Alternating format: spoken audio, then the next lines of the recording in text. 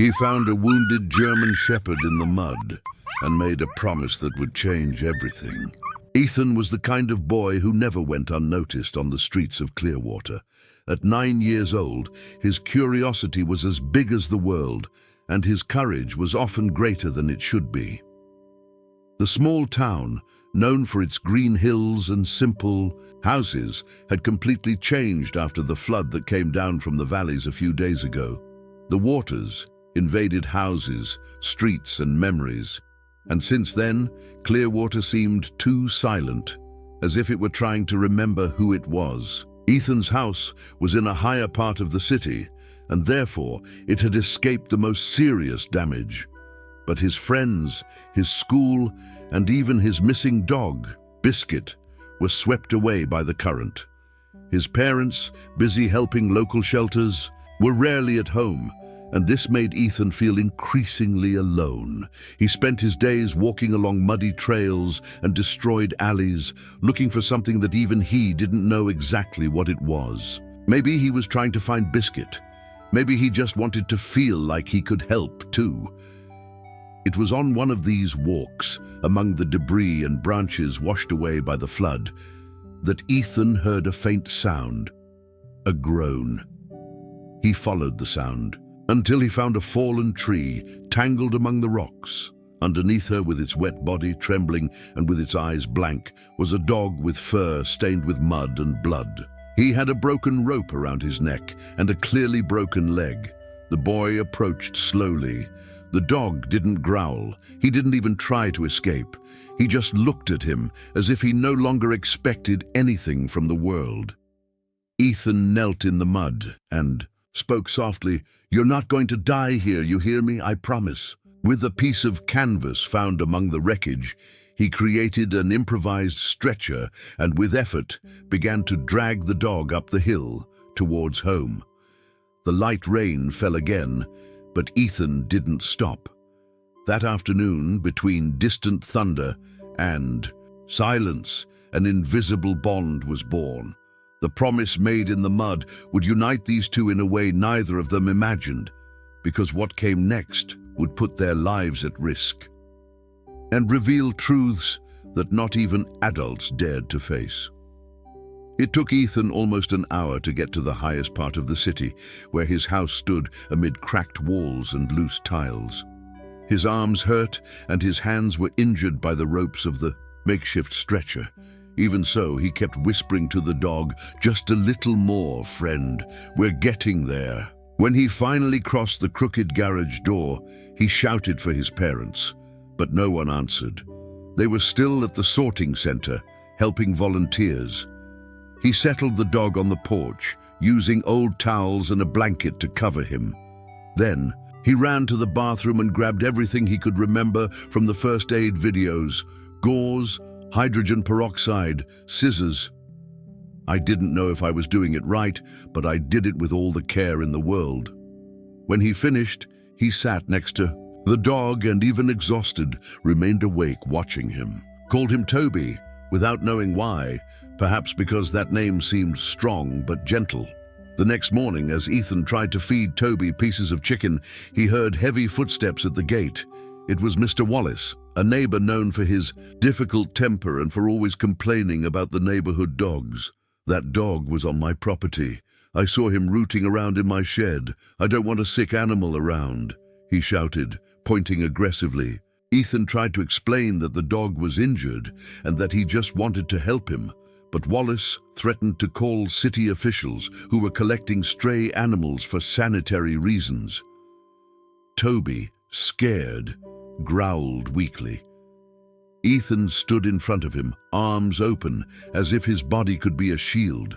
Later, at the shelter where his parents helped, Ethan heard strange conversations among the adults. They commented on looting in isolated areas and strange activity in warehouses near the river. One of the men muttered, "They're hiding things in the rubble, using the mess from the flood as a curtain." Ethan looked at Toby and remembered the noose around his neck and the shed where he had been seen. The dog wasn't just a flood victim. He had seen something he shouldn't have, and now it wasn't just the dog that was in danger. Maybe behind that tired look, there was something that certain people didn't want to be discovered. Ethan's promise became increasingly difficult to keep, but he wouldn't give up, not after all. That night, Ethan had trouble sleeping. The wind was still howling through the halls of the house, and the thunder made the windows shake. Toby, curled up in a corner of the room, was panting in pain, but his eyes remained attentive, as if he was waiting for something or someone.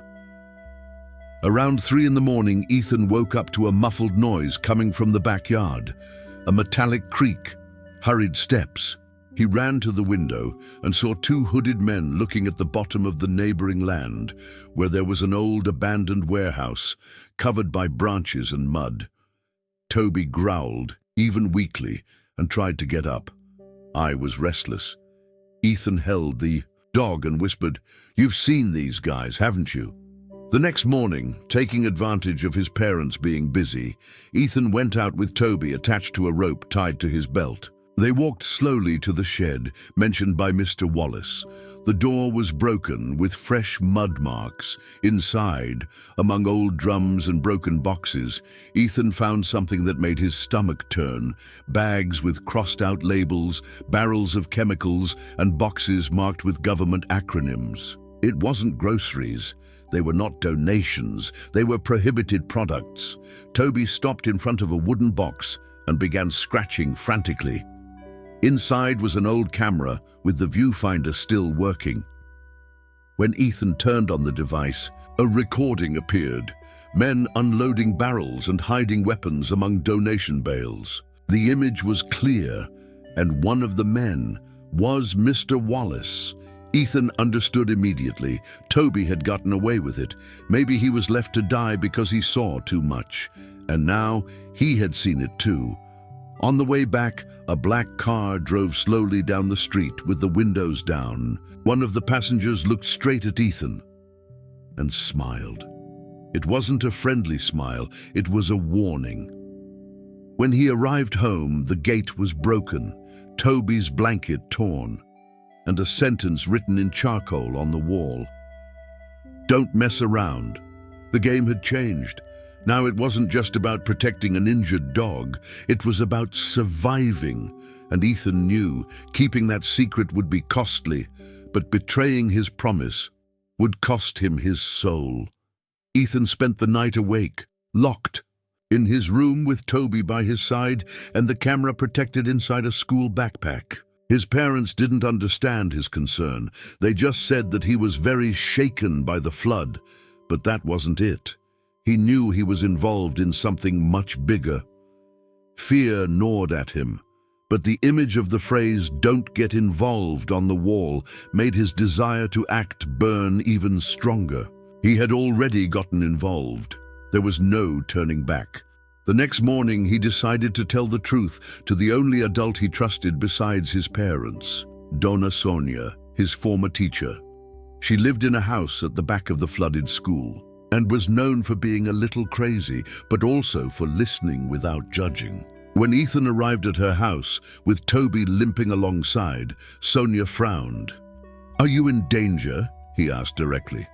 He just replied, "I made a promise, and now they're coming after us."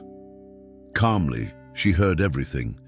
He saw the images, recognized Wallace's face, and immediately understood the size of the problem. "If this falls into the right hands, it could change everything," he said. "But until then, you need to disappear for a few days." Sonia discreetly called a journalist friend and hid the two in a renovated basement beneath the school, which had not been hit by the flood. During the 3 days they stayed there, Ethan took care of Toby with affection. He arranged, with the teacher's help, for a volunteer veterinarian to appear discreetly at night to treat the dog's injuries. Seeing Toby improve, even slowly, renewed Ethan's strength. Silently, he felt his promise was being kept, not just to save a life, but to protect the truth. Every day in hiding, he felt more fear, but also more courage. He spent his time writing in Sonia's old notebook, drawing maps of the places. where he had found the materials, and putting together a plan with her to hand over the contents to the police, without anyone knowing your identity. In that dank darkness of the basement, between the smell of wet wood and Toby's bandages, Ethan grew up, not in height, but in soul.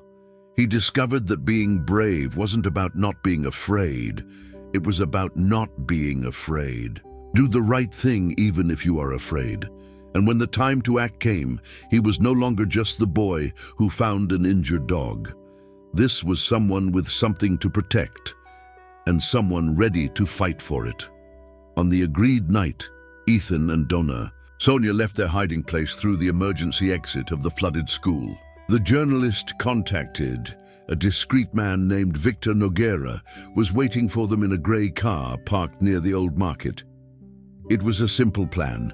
Deliver the memory card with the evidence, along with an anonymous letter written by Ethan detailing the location of the deposits and the recording. In less than 24 hours, everything would be in the hands of state authorities, without anyone knowing who delivered it.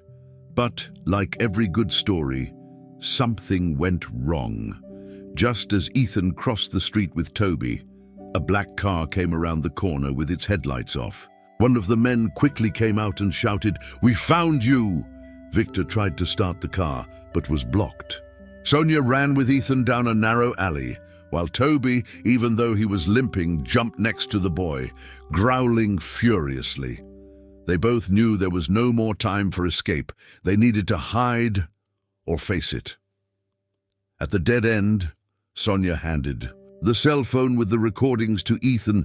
"Run to the cell tower. The signal picks up there. Broadcast live." Ethan hesitated. "And you?" "I'll distract them. Go." He took off, Toby at his side, stumbling over rubble and holes. Behind, screams and footsteps. When he reached the small staircase in the tower, he climbed it with difficulty. The wind was strong, the signal unstable. Trembling, he activated his cell phone camera and pressed "Transmit Live." The image was blurry but clear enough. Within minutes, dozens of people began watching. Familiar faces in the comments, schoolmates, Clearwater residents, and even police officers who had ignored previous reports. Ethan showed the photos, the videos, and finally, the face of the man who had come after them, Wallace. On the street below, the police finally arrived. The attackers were surprised with arrest orders. Screams, sirens, and confusion took over the place. From the top of the tower, Ethan hugged Toby tightly. "We did it, buddy. We did it." The dog put its nose against his shoulder. For the first time since the beginning, the two were not running. They were winning. Ethan's broadcast spread across the internet like wildfire.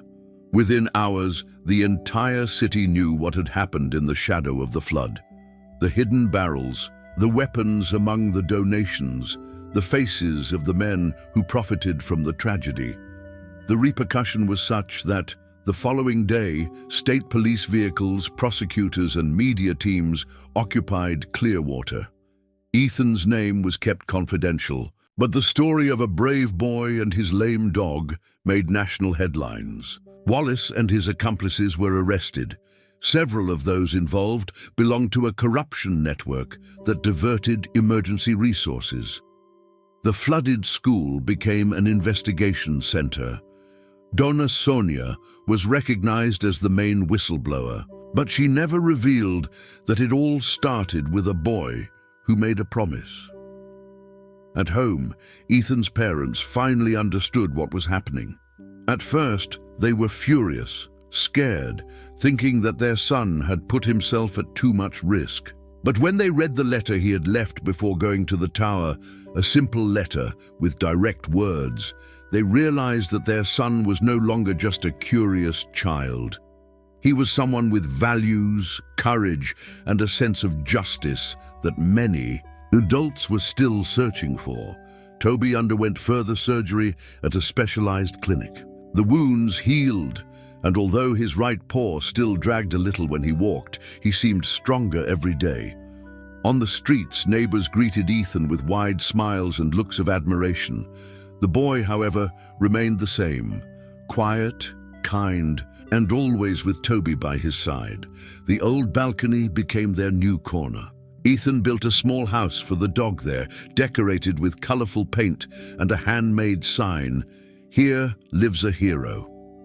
One night, sitting next to Toby, Ethan held the old notebook where he had written everything from the beginning. "We promised we would get out of this together, right?" he said. Toby shook his ass, as if to say yes, because in fact they had complied. Not just the promise to leave no one behind, but the hardest promise of all, to never turn a blind eye to what's right, even when everything else is screaming at you to run. 5 years have passed since the night a boy and his limping dog stopped an armed criminal network behind a flood tragedy. Clearwater had changed.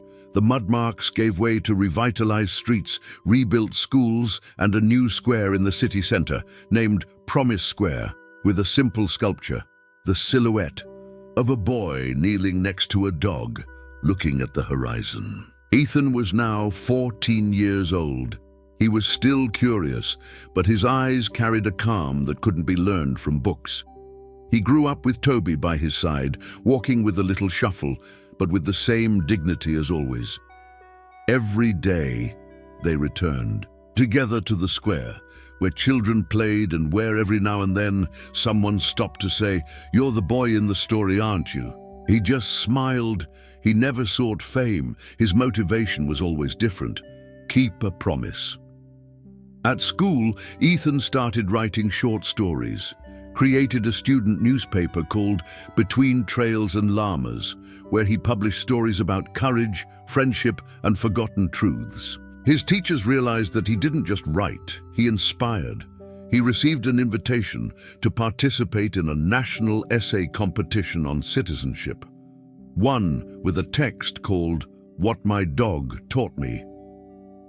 Toby, now older, spent more time sleeping, but still got up to follow Ethan to the porch, as he had done since that first day. He no longer needed to protect the boy. Now, Ethan was the one taking care of him. With medicine, blankets, and presents. On a quiet spring afternoon, Toby was resting in the sun when Ethan approached with an envelope in his hands. "I was accepted, friend. Journalism school, there in the capital. It's far, but you're going. With me, okay?" The dog raised its nose and licked his hand, as if giving his blessing. That night, Ethan wrote his last essay for the school newspaper. It ended like this: "I promised he wouldn't die alone, but he was the one who didn't let me face the world alone. The promise was about saving him, and he ended up saving me." And so, the story of a boy and his dog has passed through the years. And wherever someone talks about courage, about truth, or about what it means not to give up, the shadow of a boy pulling a stretcher through the mud will always live again, even if it is in the heart of someone who believes in the power of a promise.